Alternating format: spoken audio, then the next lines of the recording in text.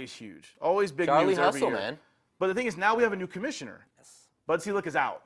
He's gone. That was a long tenure he had, pretty long tenure. Now we have a new head of Major League Baseball, and Pete Rose is petitioning to get back, to just take out his ban. Yeah. He has a lifetime ban That's from baseball, lifetime, until he dies. That's Pretty insane. much. Yeah. No, it is insane. And it's like, I think about somebody like, especially living in this post-PED era, when you look at like what Pete Rose has done. I mean, there's no one's going to argue the fact that he is the all-time hit king.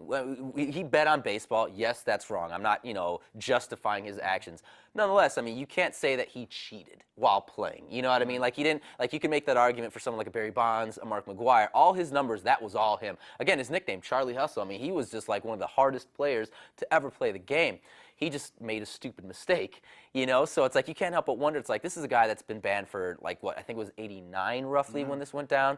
So it's like, I would like this guy to, at some point, be put into the Hall of Fame before he's dead, Well, let me ask you a question, Michael. What's worse? Baseball seems there's always big controversy with baseball. In the NFL, somebody gets tested for performance-enhancing drugs. Maybe they get like a three-game ban. It always seems very small and minute. With baseball, it's huge. Yes. A-Rod, I mean, you're out for half the season, which is, 60-plus games? Yeah.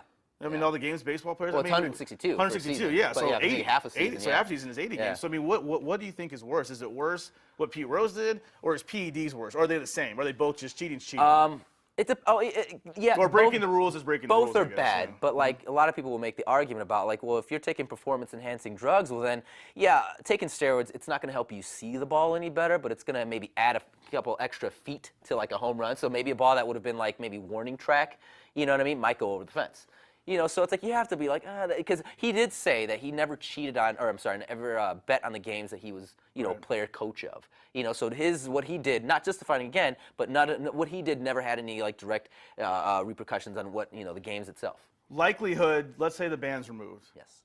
What's the likelihood that we're going to see Pete Rose in the Hall of Fame? If the ban is removed, I'd have to say like almost automatically. I mean, if he's going to be let back into baseball, then you've got to let the all-time hit king back in. I mean, let's look at his legacy. Has the baseball community, you think they've forgiven him?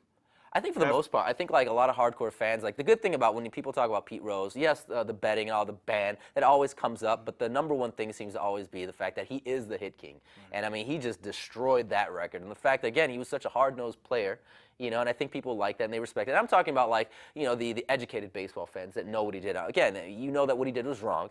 Maybe in retrospect now, maybe not as bad as like the PEDs or whatnot, but still, you look at what he's done, you look at the numbers, he definitely deserves it. Honestly, that's it. That's our show. No more Pete. That's our show. No more That's our show Pete. this week. He's going to get in. Do you forgive Pete Rose? Is Pete Rose forgiven in your eyes?